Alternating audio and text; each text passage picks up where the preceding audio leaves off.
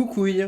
Aujourd'hui, on va parler d'un sujet encore tabou, mais pourtant très présent dans la communauté LGBTQIA+, le chemsex. Et pour traiter de ce sujet sensible, j'ai l'honneur de recevoir le psychiatre Jean-Victor Blanc. Il vient d'écrire un livre à ce sujet, Des amours chimiques, ici présent, que j'ai dévoré en quelques jours. Jean-Victor Blanc est un médecin psychiatre, chroniqueur dans l'émission Le Mag de la Santé sur France 5, et qui a ouvert la première, et trop rare, antenne d'aide à l'arrêt du chemsex en France, à l'hôpital Saint-Antoine à Paris. Il a condensé ses années de travail en un livre qui vient donc de sortir, Des amours chimiques. J'ai plein de questions à te poser car je connais moi-même cette problématique d'addiction, donc j'ai un peu l'impression d'être en thérapie là quand je te reçois.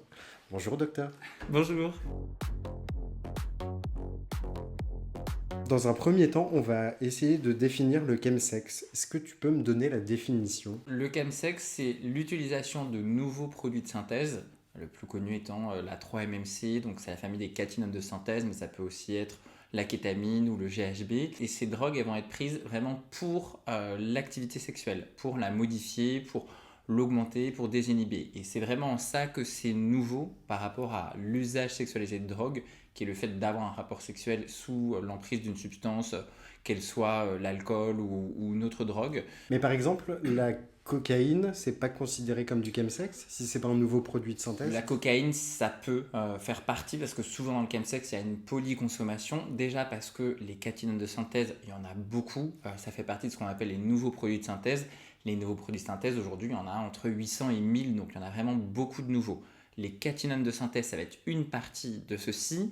Et il faut savoir que la 3-MMC, qui est souvent la plus vendue et identifiée, notamment en France, la plupart du temps, c'est pas de la vraie 3-MMC, c'est d'autres catinones qui vont ressembler, de la 2-mec, de la 4-mec, de la NEP, en fonction en fait de ce que les dealers ont à vendre. Donc c'est vrai que c'est ça aussi, c'est assez nouveau. Du coup, c'est quoi? C'est dans des labos? C'est des gars ou des femmes qui sont en train de faire leur popote? Exactement, c'est des produits de synthèse qui sont, alors avant c'était la Chine, puis l'Inde, avec vraiment un mécanisme de, un petit peu comme chez In, hein, de production à bas coût, à l'autre bout du monde, et ensuite vendu, amené en Europe et en France.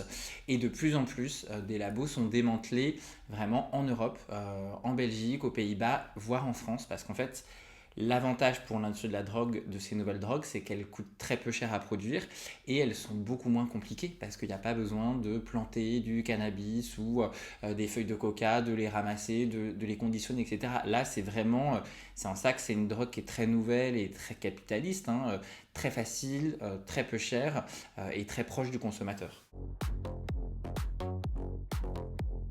Est-ce que le chemsex, c'est forcément quelque chose de dangereux ou ça peut être pratiqué de manière occasionnelle et sans danger? Comme toute drogue, tous les usages ne sont pas problématiques et ne sont pas une maladie.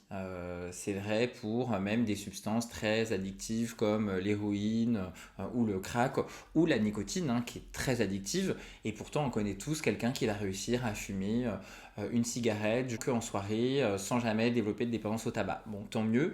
Pour le chemsex, probablement aussi. Donc, il y a des chemsexeurs qui ne sont pas pathologiques, qui ne sont pas malades, qui n'ont pas un usage problématique. On sait quand même que sur les études qui ont été faites sur le sujet, il y a entre 40 et 50% des usagers de chemsex qui déclarent un usage problématique. Donc c'est déjà beaucoup et surtout c'est trop déjà par rapport au système de soins. Donc c'est pas tellement de dire est-ce que tout le monde est malade, mais ce qui est certain c'est qu'il y a déjà trop de monde qui est malade. De par ton métier, tu ne vois que les personnes qui ont un problème. Exactement, et c'est vraiment, je le dis dans le livre parce que c'est sûr qu'on peut dire oui, mais bon, il est chemsexeur heureux et ça peut aussi apporter des choses positives. Certainement, comme tout produit, comme l'alcool, comme voilà, l'usager trouve toujours quelque chose de bénéfique dans le produit, sinon ce serait pas une addiction. Moi, je situe vraiment mon point de vue sur le chemsex en tant que médecin addictologue spécialisé sur le sujet, donc forcément, moi, je vois que des gens malades. Des gens qui n'ont pas de problème à leur consommation, ils viennent pas me voir et tant mieux finalement. Toi, justement, dans tes consultations, est-ce que tu ne reçois que des hommes cis ou tu reçois aussi des femmes et des personnes trans masculins ou des personnes trans féminins? Alors moi, je reçois essentiellement des hommes gays, c'est vrai. Quelques hommes hétéros, ça commence un tout petit peu, c'est des profils un peu particuliers. Et je reçois aussi des femmes, etc. Mais pour autre chose. Dans le reste de ma consultation, j'ai à peu près les trois quarts de ma consultation, c'est chemsex. Et le reste, ça va être d'autres troubles, troubles bipolaires, dépression, etc. Donc je soigne pas que des hommes gays. Mais dans cette consulte, pour l'instant, c'est quasiment que des hommes gays. Après, effectivement, ça commence à émerger dans d'autres communautés et notamment dans d'autres communautés queer. Mais c'est difficile de dire. Alors peut-être qu'il y a une part qui est que le système de soins n'est pas encore adapté, c'est certain. Il y a quand même aussi probablement une question de fréquence, parce qu'en fait les hommes gays sont aussi numériquement plus nombreux que les personnes trans par exemple. C'est un peu la même question quand on dit oui, mais est-ce que finalement il n'y aurait pas des femmes mais qui passeraient sous les radars ou des hétéros?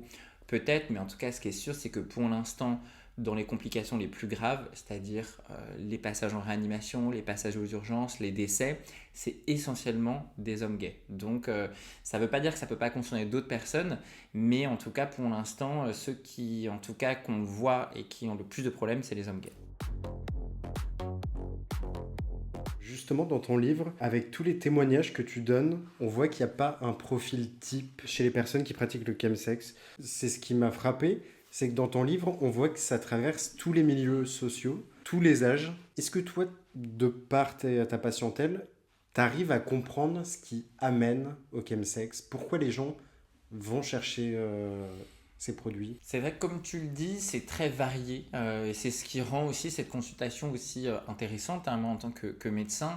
Et c'est aussi pour ça que j'ai mis ces exemples dans le livre pour justement montrer que c'était très varié et qu'il n'y avait pas un seul mode et puis d'humaniser aussi un peu la question et notamment pour les usagers problématiques du chemsex. Après, c'est vrai que ce qu'on retrouve quasi systématiquement, hein, ça va quand même être du harcèlement lié à l'homosexualité, à l'orientation sexuelle dans l'enfance, souvent quand même un rejet parental ou en tout cas une difficulté au moment de l'adolescence, de la prise de conscience de l'orientation sexuelle, même si après pour le coup j'en ai beaucoup qui ont des bons rapports avec leurs parents, qui ont accepté leur homosexualité, etc. Mais en tout cas ça a quand même laissé quelque part des traces. On retrouve aussi quand même assez souvent dans un tiers des cas dans mes patients des antécédents de violences sexuelles dans l'enfance. Donc c'est sûr que c'est pas systématique, néanmoins c'est quand même des choses qui reviennent alors que, comme tu l'as dit, le reste en termes de formation, de niveau socio-économique, d'ethnie, de personnes racisées, blanches, d'orientation géographique, etc., c'est extrêmement varié. Est-ce que pour bien comprendre la problématique chemsex, il faut avoir soi-même déjà consommé de la drogue? Dans ton livre, tu parles de Michel Foucault, tu le cites, et tu dis que lui, pour pouvoir comprendre ses patients, il a consommé de la drogue. Du coup, toi, t'as déjà pratiqué le chemsex? Non, j'ai jamais pratiqué le chemsex, j'ai jamais pris les drogues du chemsex non plus. J'ai pas, clairement, j'ai pas une grosse pratique de drogue en général. Je bois de l'alcool, mais ça s'arrête à peu près là. C'est une question qu'on pose souvent hein, en addictologie. Est-ce que le médecin, pour comprendre, doit avoir pris les drogues? Bon, on se dit pas la même chose pour un cardiologue ou un chirurgien orthopédiste. Faut pas spécialement se casser la jambe pour réparer des jambes. Évidemment, en santé mentale, c'est peut-être un peu plus subtil. Après, c'est vrai qu'au contact des patients qui consomment, on a du coup une certaine connaissance de comment ça marche. Ouais, et du coup, quand tu vois les résultats, t'as peut-être encore Ouais, moins pour envie. le coup, c'est vrai qu'honnêtement, autant quand on me dit comme ça, quand j'en parle dans mon entourage, on me dit ah oui, les gens ont souvent une vision, notamment pour les gens pour qui c'est assez loin, quand on dit ah bah c'est des drogues pour le sexe, ils imaginent un truc génial, etc. C'est que moi j'en ai une vision qui est vraiment très sombre et ça aussi je le précise dans le livre en disant voilà, c'est mon point de vue, mon point de vue situé, il est d'un psychiatre qui voit pour le coup tout ce que ça coûte et tout ce que ça génère comme mal-être. Comment les applis de rencontres gays pourraient aider dans cette épidémie? Et est-ce qu'elles peuvent être tenues pour responsables de justement l'accroissement de la consommation? C'est compliqué parce qu'il n'y a pas un seul responsable. Néanmoins, on sait que l'épidémie de chemsex n'aurait pas eu lieu sans les applications de rencontres géolocalisées type Grindr et autres. Je dis Grindr parce que c'est la plus utilisée dans la communauté gay, en tout cas pour ce type de rapport, on va dire les plans cul, voilà, Les émojis fusées. Exactement, exactement. Enfin, en général, mais aussi dans le cadre du chemsex.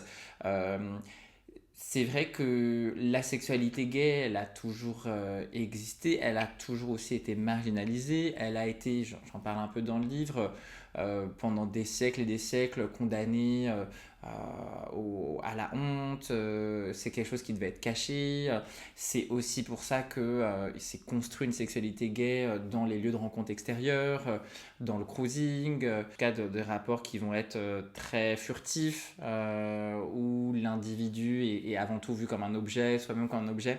Donc c'est vrai que ça a été pendant des siècles le cas parce que c'était pas possible qu'il y ait autre chose à part, j'en parle un petit peu dans l'Antiquité, mais finalement ça remonte à très longtemps et même à l'époque c'était encore un peu différent. Donc c'est sûr que ça vient de là aussi, probablement, une partie de la sexualité gay. Mais les applications ont quand même, je pense, accéléré et augmenté ça, puisque ne serait-ce que la définition du chemsex et du plan chemsex, à l'époque où pour rencontrer un partenaire, il fallait soit aller dans un bar, soit aller dans un lieu de rencontre type voilà, le jardin des Tuileries ou autre, une station-service, voilà, ou des lieux de drague et de cruising, bah, c'était quand même plus compliqué. C'était pas à 2 minutes, c'était pas on est au fond de son lit et il n'y avait pas cette sensation d'infini aussi. Probablement, il y avait, je sais pas, un nombre fini de personnes qui faisaient que voilà.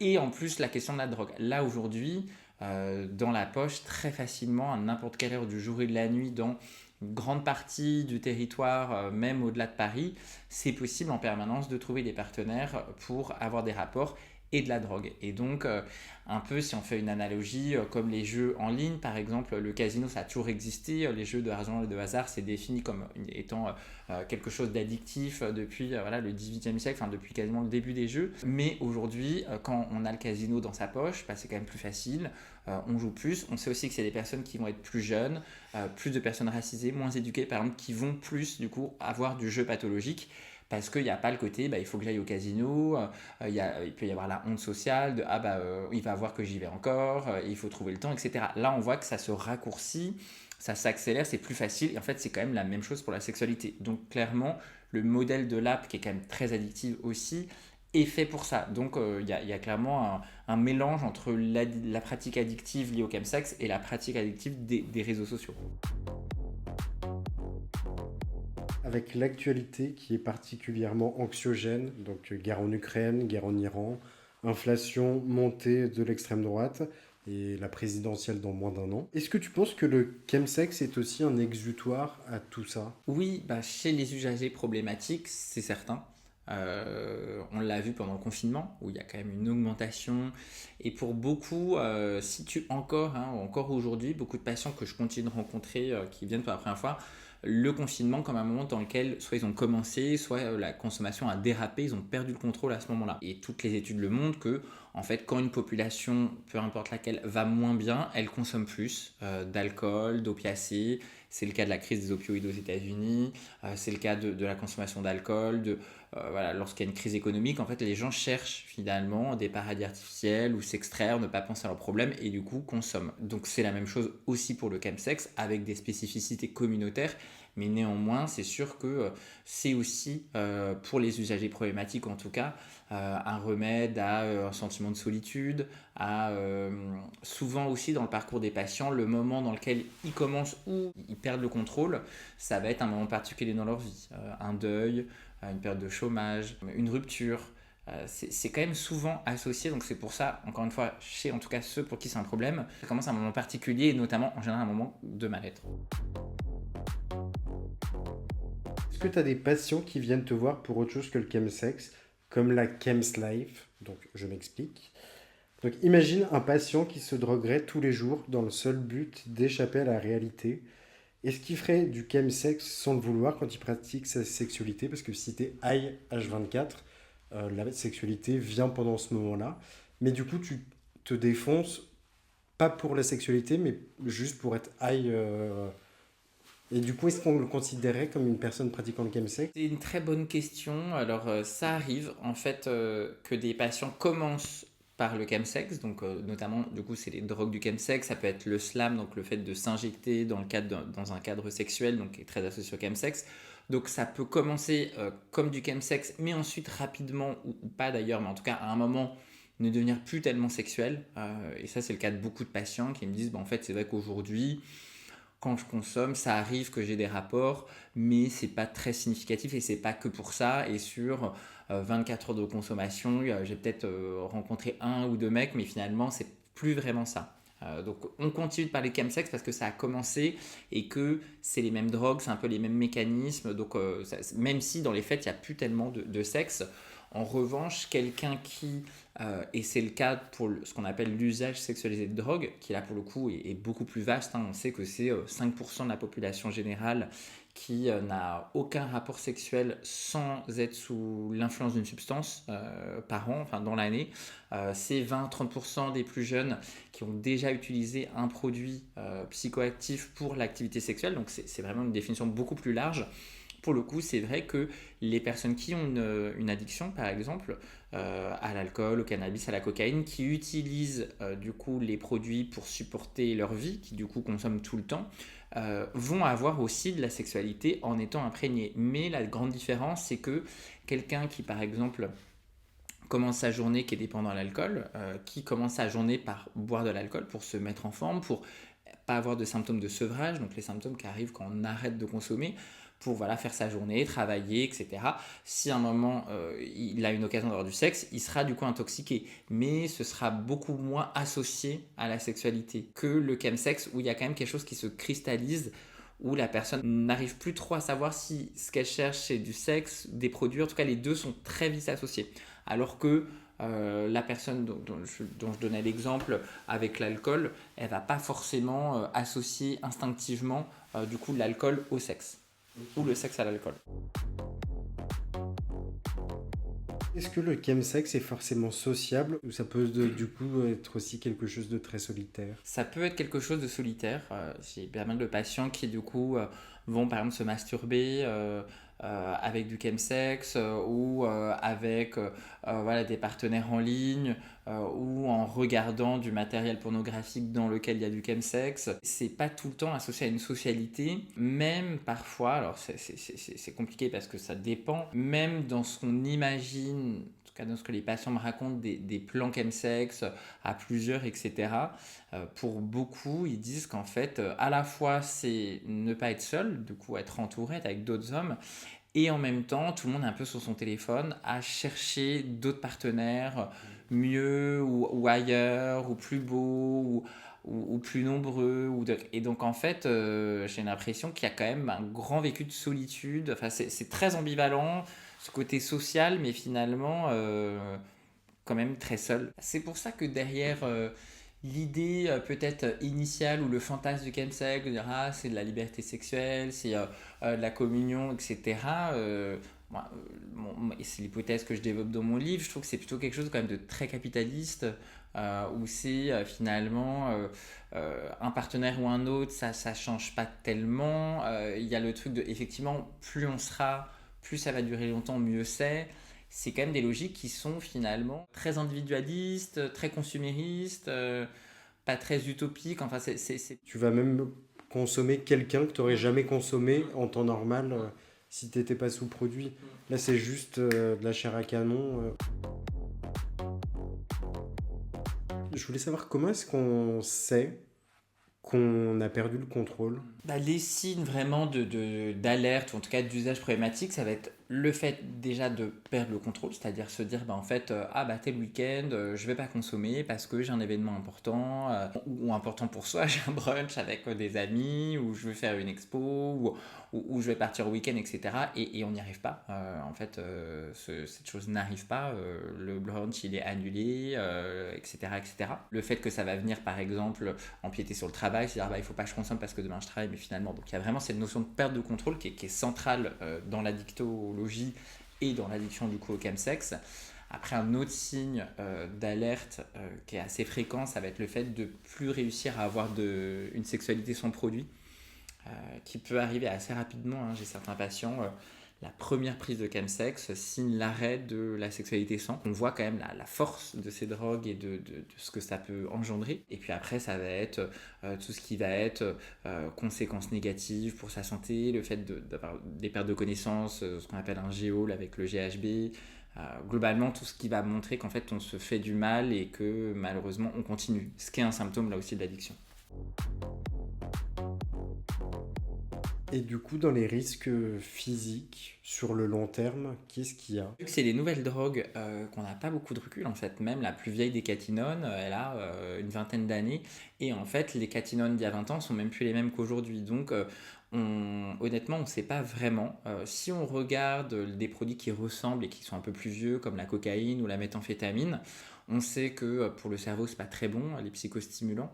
Après, sur le reste, on ne sait pas bien encore dire quels sont vraiment les effets secondaires sur le long terme, mais on sait que pour le coup, le fait d'être addict pendant longtemps, rien que ça, en fait, ça a déjà quand même pas mal de conséquences sur la vie perso, la vie pro, la santé mentale, le risque de dépression, d'anxiété, et aussi derrière la question du chemsex, la question aussi des violences sexuelles, dont on sait qu'elles sont quand même assez fréquentes dans le chemsex, et qui là aussi vont malheureusement peuvent avoir des conséquences assez importantes. Bah, dans ton livre, tu parles de géoles, de personnes qui perdent connaissance et qui se réveillent. En fait, il y a quelqu'un en train de les pénétrer. Dans beaucoup de tes patients, ça arrive? Ouais, honnêtement, c'est pas rare, et c'est vrai que c'était quelque chose d'important à dire dans mon livre parce que c'est sûr que c'est pas une réalité qui est très glorieuse. La question des violences sexuelles et sexistes, elle est encore minorée dans toute notre société. On sait que chez les minorités sexuelles et dans la communauté gay également, que c'est un sujet qui reste encore très tabou. Mais c'est vrai aussi que le chemsex est un lieu dans lequel il y a pas mal de violences sexuelles. Il y a une étude que je cite dans le livre qui dit qu'il y a entre 40 et 50% des personnes qui pratiquent par exemple la sexualité en groupe qui ont été victimes de violences sexuelles dans un groupe. Donc c'est même pas le chemsex, mais c'est déjà en fait des pratiques qui sont associées. Avec le chemsex, il y a effectivement cette question de désinhibition. Beaucoup de patients disent bah, en fait, oui, j'ai des rapports que j'aurais pas sans produit, mais c'est ce qui est cherché finalement aussi dans les produits. Donc c'est pas une soumission chimique. La soumission chimique, c'est quand on prend une substance, quand la substance elle est prise à l'insu de la personne, elle n'est pas au courant ou de force. Là, c'est une prise qui est volontaire. Donc ça, à la limite, on peut se dire c'est une question de consentement qui est compliqué parce que la définition de consentement normalement pour Amnesty International, si on a pris une substance, on ne peut pas consentir. Donc on voit bien qu'il y a une zone grise, mais à l'extrême de cette zone grise, il y a pour le coup des violences sexuelles et effectivement les cas que tu citais de patients qui m'ont dit se réveiller en étant en train d'avoir un acte sexuel, là pour le coup, il n'y a évidemment aucun consentement. Et le fait que la personne aussi en face soit intoxiquée, ça apparaît comme une condition atténuante, alors qu'en fait, non, aux yeux de la loi, c'est plutôt aggravant. Mais souvent, c'est vécu avec du coup beaucoup de culpabilité et très souvent une impossibilité déjà de penser ça comme un viol et de déposer une plainte parce qu'en plus c'est quelqu'un qu'on ne connaît pas, soit mais on a pris de la drogue, aller dire à la police bah, j'ai pris de la drogue avec des inconnus, on est homosexuel, alors qu'on sait que déjà pour les femmes qui sont victimes de violences sexuelles en plein jour, par quelqu'un qu'elles connaissent, etc. C'est compliqué, donc là évidemment c'est encore plus compliqué. Comme tu parles de la nocivité des produits, est-ce que tu peux me dire, quand tu es consommateur, comment tu peux faire pour analyser ton produit? Parce qu'au final, on ne sait pas ce qui nous vend un dealer.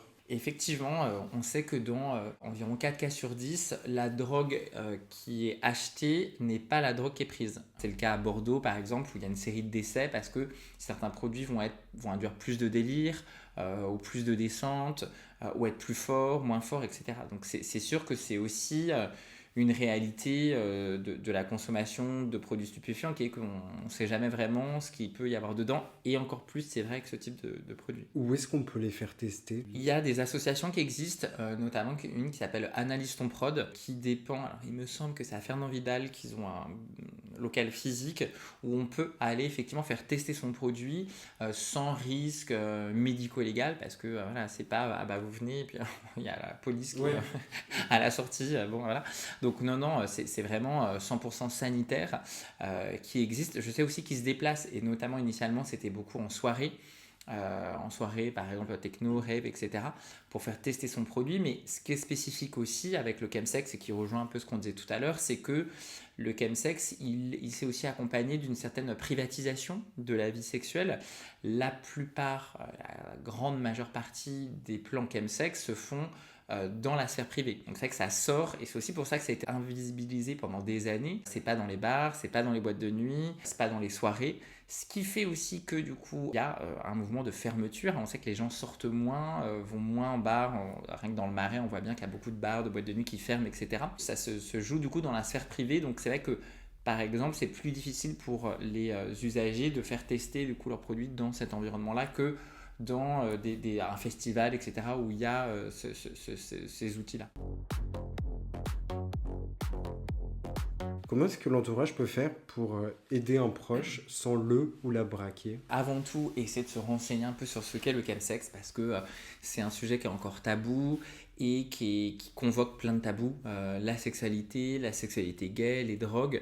Et donc, si l'entourage n'a aucune connaissance de ce que c'est, ça va être très difficile pour l'usager de dire bah, en fait, j'ai un problème de drogue ou je fais du sexe avec d'autres hommes, etc. Déjà, essayer de se renseigner sur ce que c'est sans céder à une espèce de sensationnalisme, mais sans non plus éluder ce que c'est. Plus on peut comprendre le phénomène, plus on peut être à la bonne distance. Ensuite, l'autre conseil, ça va être d'essayer d'aider la personne à cheminer, notamment si on a l'impression qu'elle a un usage problématique, mais qu'elle n'est pas encore prête à consulter, de dire, bah voilà, moi j'ai l'impression quand même que ça et ça, je te reconnais pas bien, ou que ça pourrait être inquiétant, d'essayer d'exprimer son inquiétude, et puis surtout de l'amener à des soins, une prise en charge spécialisée, parce que l'entourage ne peut pas non plus, c'est pas l'entourage qui soigne, qui remplace des soignants, mais qui peut amener. Donc dire, bah, j'ai vu qu'il y avait des soins spécialisés, aujourd'hui il y a des associations, il y a des groupes de parole, donc vraiment d'essayer déjà de sortir de l'isolement dans lequel souvent est l'individu, et ensuite de pouvoir ensuite accéder à une prise en charge si on a besoin, bien sûr. Comment on fait pour avoir un rendez-vous à ton hôpital? Et est-ce que tu peux me dire comment fonctionne ta consultation chemsex à l'hôpital Saint-Antoine? Alors, tu disais la seule, non, c'est quand même pas la seule et c'est pas la première, mais on va dire que c'est une des premières parce que c'est un phénomène qui est assez récent. Des consultations spécialisées, il y en a dans plusieurs centres à Paris, il y en a au 190, il y en a au Spot, il y en a au Checkpoint, à Fernand-Vidal, dans certains XAPA, donc qui sont des centres d'addictologie qui dépendent du service public, donc qui sont gratuits et pris en charge par la Sécu.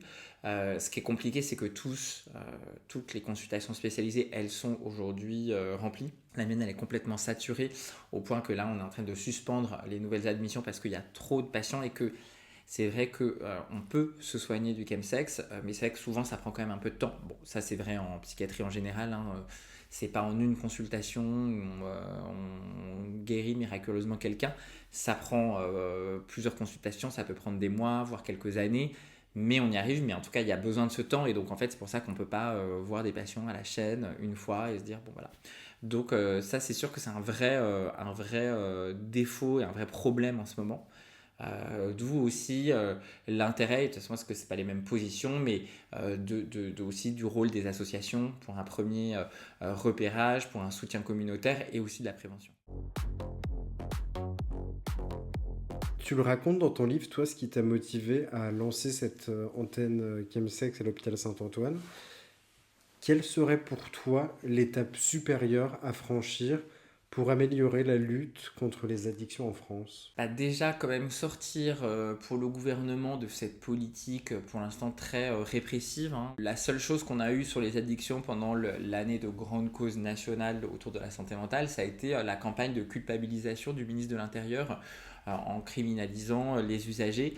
Bon, clairement, je ne dis pas que c'est pas une partie du problème, c'est une partie du problème et c'est une partie de la place des drogues en France, mais c'est clairement pas la seule et en tout cas, c'est pas du tout celle qui est utile au niveau sanitaire. On oublie que les personnes addictes sont des malades. Bien sûr, donc en fait, leur faire peur ou leur dire vous avez du sang sur les mains, Si ça marchait, déjà, ça se saurait. Et si c'est une question de volonté ou de moralité, là aussi, ça se saurait. Donc, pour le coup, c'est un peu, enfin, c'est clairement dommage. Après, ce qu'on a besoin, notamment à Paris, mais aussi ailleurs, hein, c'est pour l'instant, il n'y a toujours pas à Paris un centre identifié, spécialisé dans la prise en charge du chemsex, qui souvent il y a besoin de plusieurs spécialistes. C'est un sujet qui peut être de psychiatrie, de troubles psychiques. On peut avoir une dépression, un trouble bipolaire qui du coup s'aggrave ou vient associé au chemsex, d'addictologie, de psychothérapie. Vraiment, on a besoin souvent de comprendre son chemin, où on en est, etc. Parfois avec la question des violences sexuelles, donc de psychothérapie spécialisée, mais aussi de prise en charge de maladies infectieuses, de sexologie. Donc on voit que c'est un sujet qui est complexe et donc les réponses elles sont aussi complexes. Mais pour l'instant à Paris il n'y a pas un seul centre identifié qui a les moyens de le faire. Du coup, maintenant, on va passer sur une partie plus personnelle. Donc, tu es psychiatre à l'hôpital, professeur à Sorbonne Université, créateur du festival Pop and Psy, chroniqueur au Mac de la Santé sur France 5, actif sur les réseaux sociaux et aussi auteur-écrivain.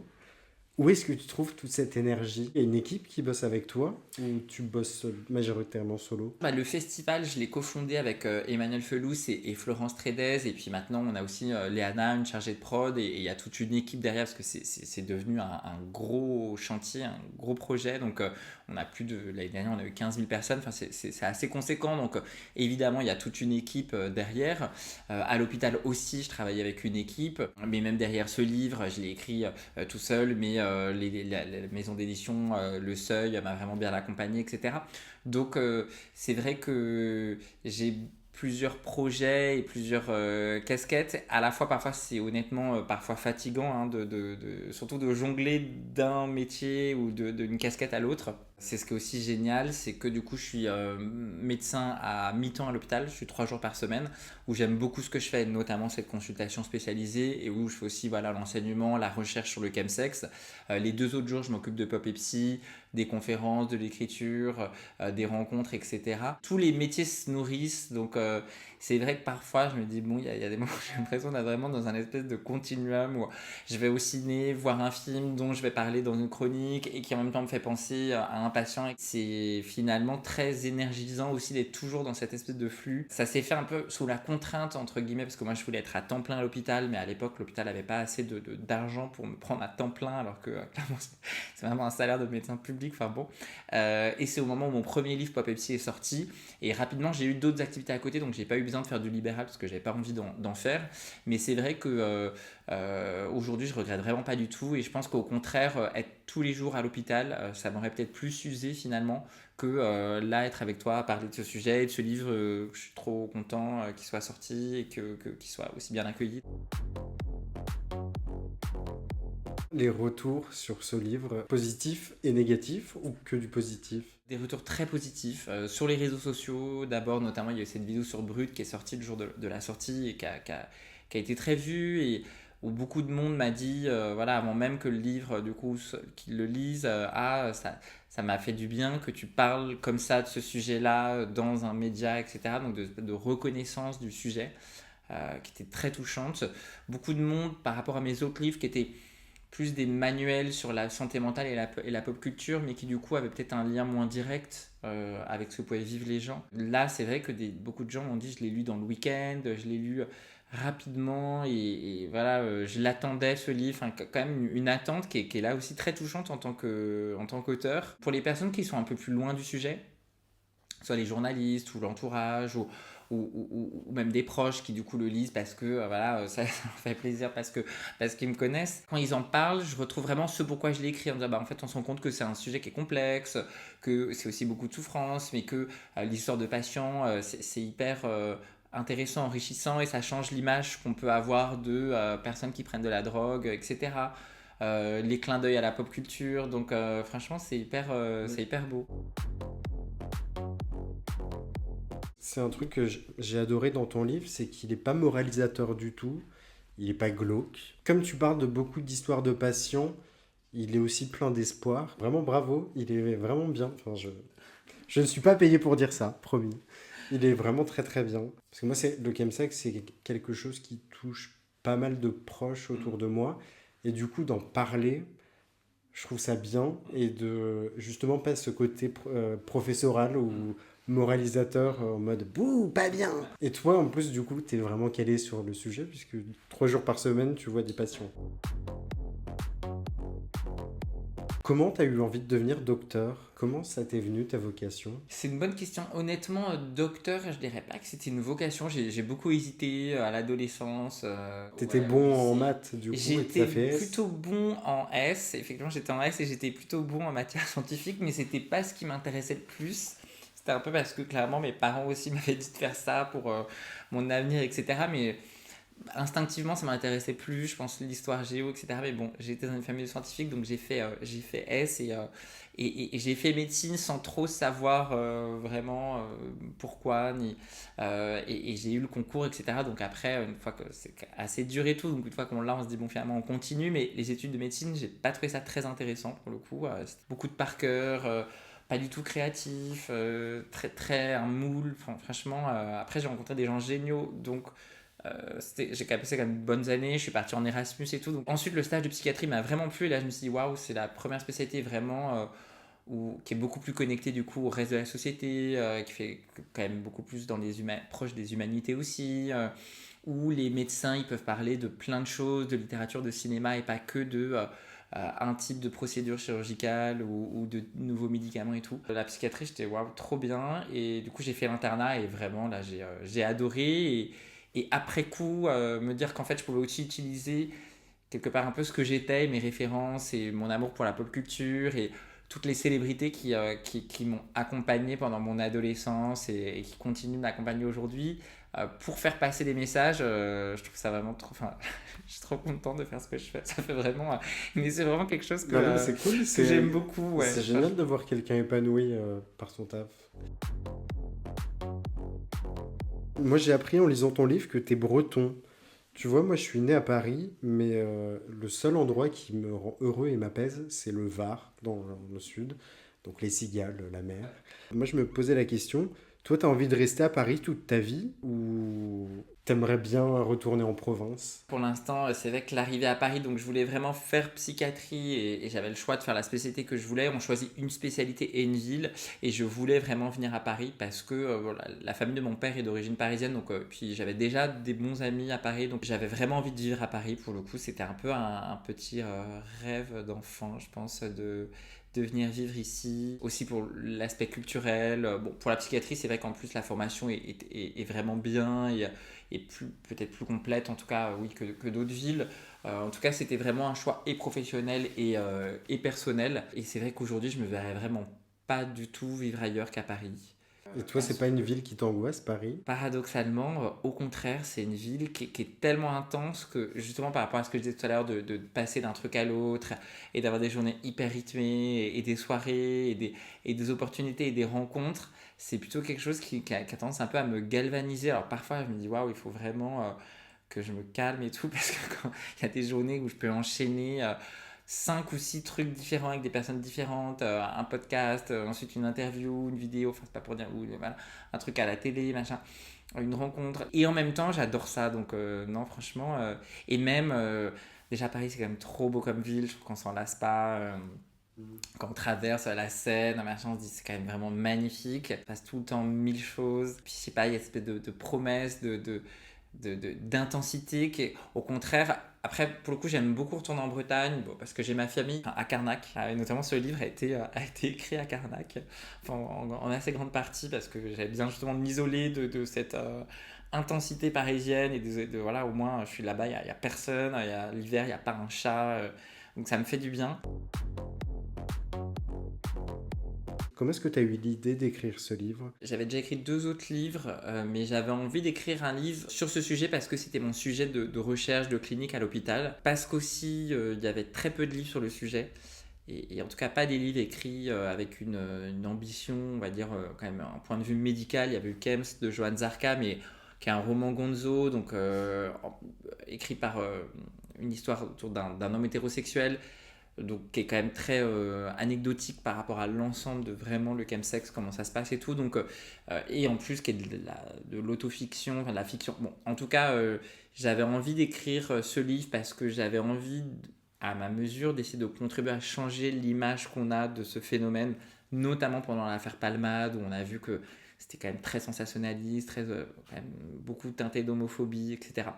Euh, de, de, de, de toxicophobie, de psychophobie, enfin de beaucoup de phobies quand même autour de ce fait divers. Donc j'avais vraiment envie de faire passer ce message, rendre un peu hommage et justice aux personnes que j'accompagne parce que évidemment tout le monde ne peut pas témoigner pour plein de raisons et encore plus sur ce sujet-là.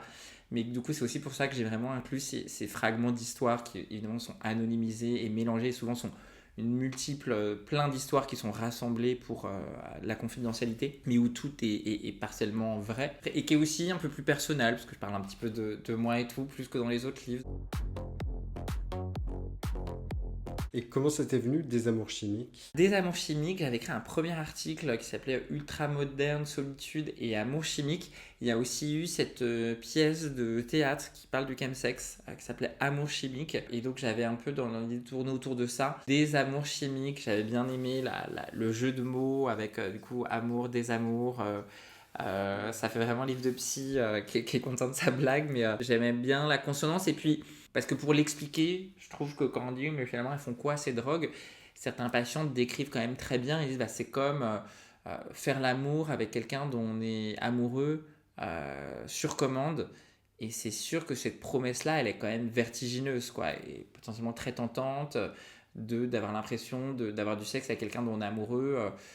N'importe qui, n'importe quand, et que c'est peut-être un peu cette promesse-là qui est quand même un piège, et c'est pour ça qu'à la fin je parle de la morale chimique en disant bah, probablement que pousser ce truc de capitalisme autour de en fait bah oui je peux faire l'amour comme si j'étais amoureux avec n'importe qui n'importe quand, je sais pas si c'est possible cette promesse là, et en tout cas beaucoup s'y sont un peu perdus, et en fait bah, désirer quelqu'un ou ressentir un sentiment amoureux ou pour quelqu'un, pour une personne et pas pour n'importe qui et en permanence, c'est effectivement peut-être rare, et c'est ce qui rend aussi la chose belle, sans être dans un truc trop fleur bleue ou cucu, mais c'est aussi les patients pour le coup quand ils sont sobres, ce qu'ils rapportent c'est un peu ça, de réapprendre en fait le désir enfin, au bon endroit en tout cas, à un endroit qui n'est pas artificiel.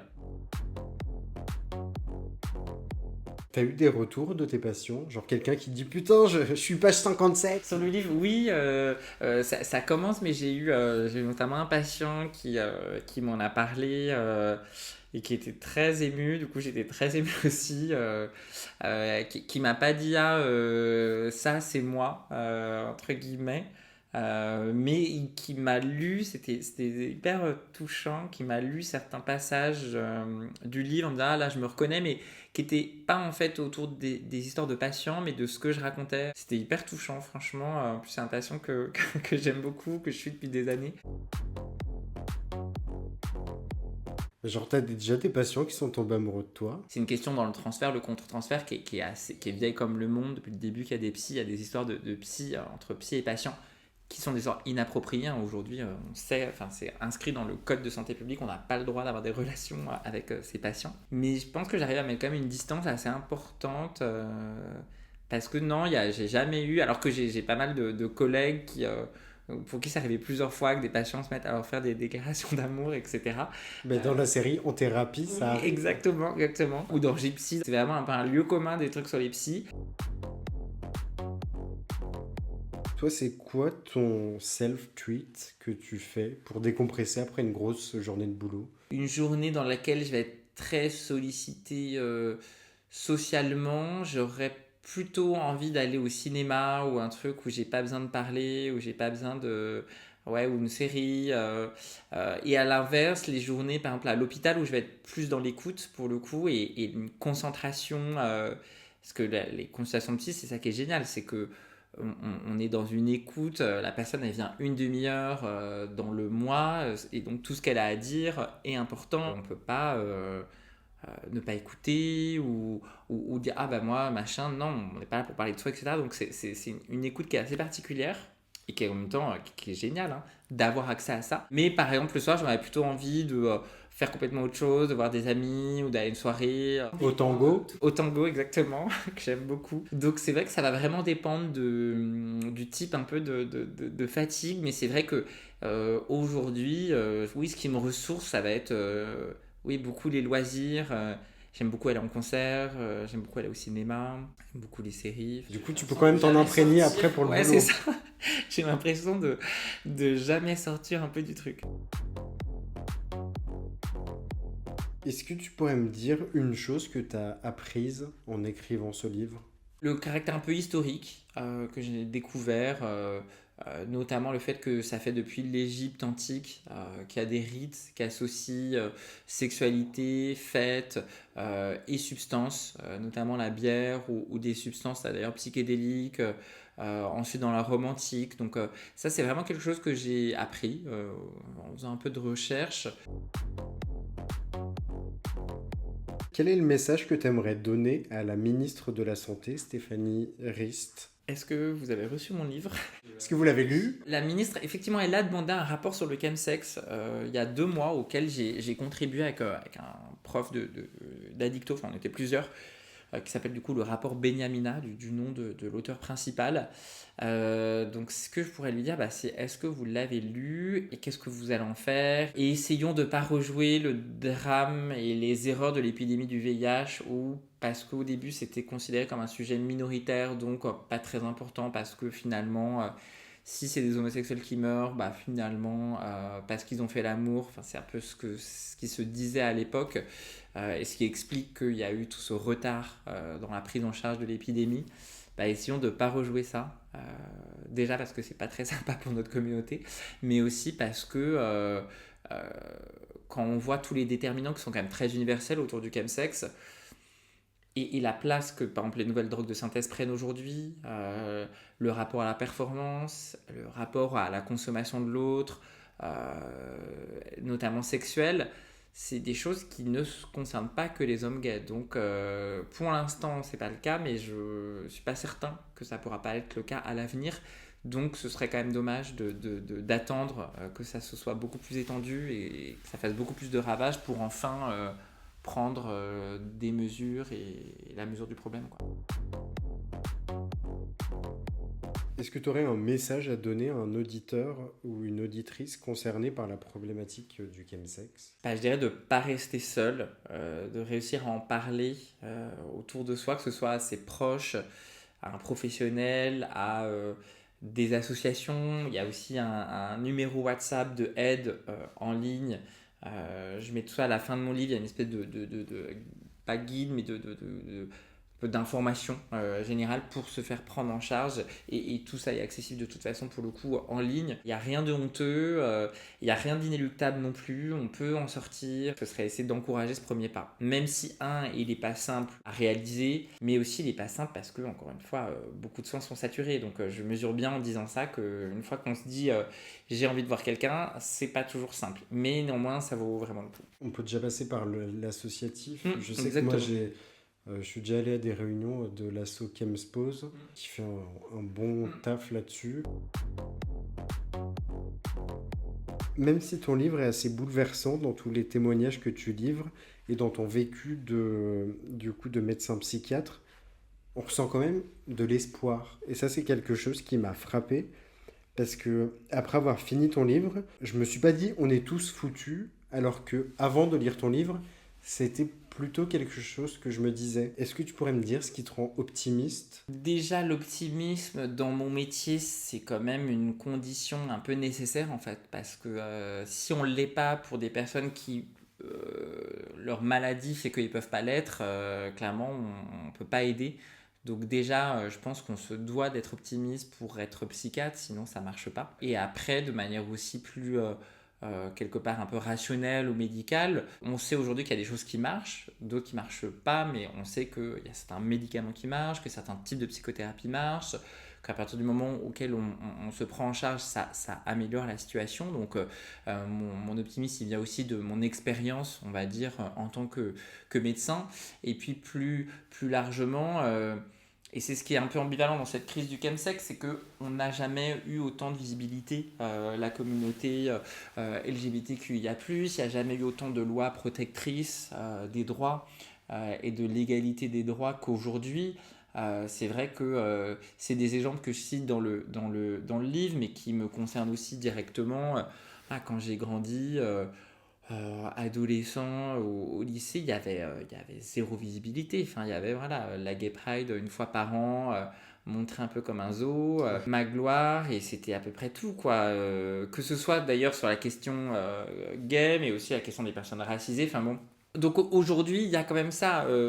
Les réseaux sociaux ont quand même eu cet effet positif là, mais aussi les Netflix, etc. Donc il y a quand même quelque chose où lentement qui va dans le bon sens, j'ai l'impression, où on prend quand même conscience de tout ça, la question aussi des violences sexuelles et sexistes, de l'égalité des genres, etc. Donc de la visibilité des personnes trans, qui évidemment est encore très complexe, mais je veux dire, avant, au collège, au lycée, ça existait quasiment pas cette question. Enfin, c'était très très minoritaire, voire, enfin moi je sais même pas en fait si je savais exactement ce que On parlait c'était d'hermaphrodite à l'époque. d'hermaphrodite.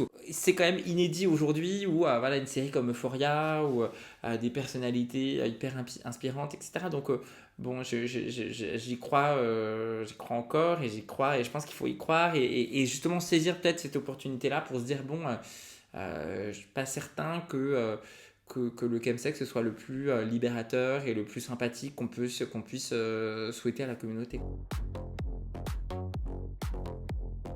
Je voulais te remercier d'être passé dans mon podcast pour parler de ton livre, Des amours chimiques. Il est vraiment très très bien. Tu vois, pour préparer l'interview, bon, évidemment, ça a été stabiloté en rose. J'ai vraiment adoré ton bouquin. J'ai trouvé ça trop bien la manière dont t'en parles. Et comme je disais tout à l'heure, pas moralisateur, pas dans le jugement. Et bah du coup, merci beaucoup Jean-Victor. On peut te retrouver donc à Pop and Psy, le festival, en librairie. Le Mac de la Santé sur France 5. T'es sur Instagram aussi. Ouais, sur Instagram, Et, le Ciné-Club, enfin bon. et ah oui, tu fais un ciné-club aussi, où du coup tu mets en lien des thématiques avec certains films. Exactement. J'étais venu pour The Substance. Et un qui était trop beau, où je me souviens, j'avais chialé. Le mec de Fleabag, Sans jamais nous connaître. qui parle aussi de ça, du chemsex. Donc merci beaucoup d'être venu. Merci Et beaucoup, bah, merci à toi pour cette maintenant, conversation. on va à un événement têtu Exactement. où tu vas encore en parler. Exactement. Gros bisous. Je vous dis à très vite pour un prochain épisode.